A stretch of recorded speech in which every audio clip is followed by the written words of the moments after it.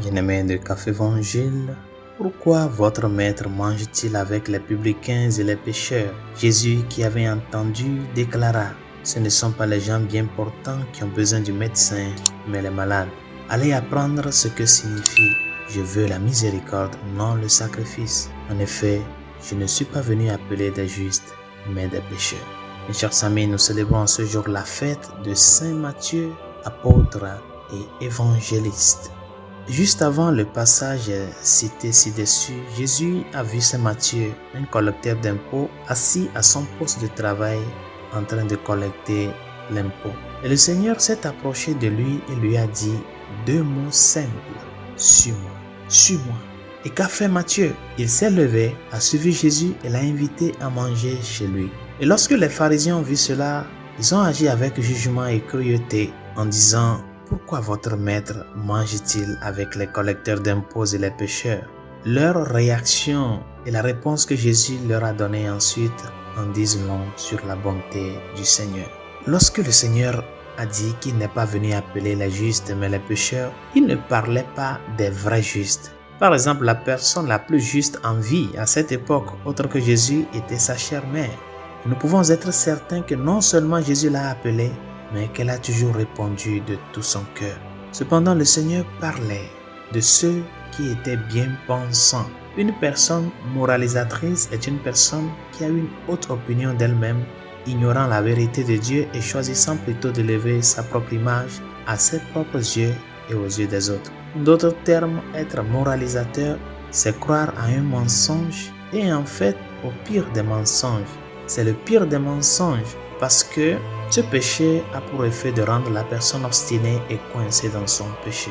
La personne moralisatrice ne voit pas la nécessité de se repentir ou de changer sa vie. Par conséquent, elle n'est pas ouverte à la parole de Dieu et ne permet pas à cette parole de la transformer. Saint Matthieu, que nous honorons aujourd'hui, était différent. C'était en effet un pécheur. Il était probablement cupide et trop attaché à son argent.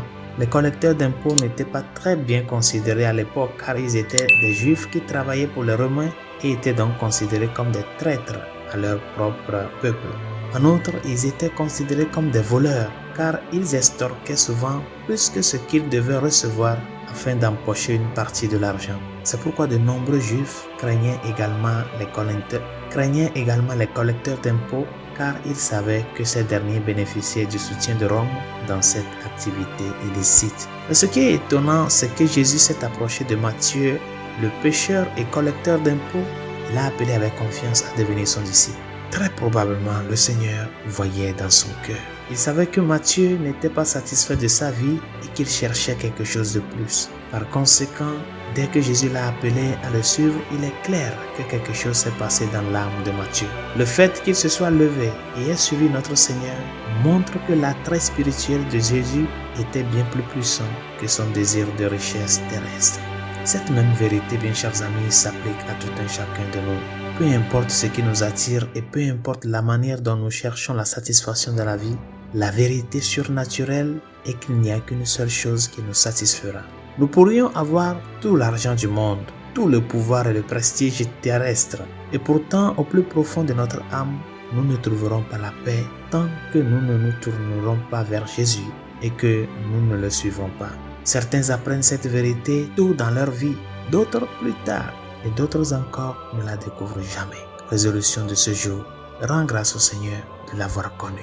Rends grâce pour le don de la foi en Dieu, parce qu'il y a beaucoup de gens qui ne se sont pas rencontrés avec ce trésor de la foi en Jésus-Christ. Dis-le merci et surtout prédispose-toi à sa miséricorde afin que chaque moment d'intimité avec le Seigneur soit pour toi un moment de rencontre et de renouveler cette rencontre. Et quand dans les difficultés de la vie, tu ne sais pas à quel saint te vouer, laisse-toi résonner dans ton cœur ces paroles que le Seigneur a dirigées à Saint Matthieu. Suis-moi. Bonne journée. Dieu vous bénisse.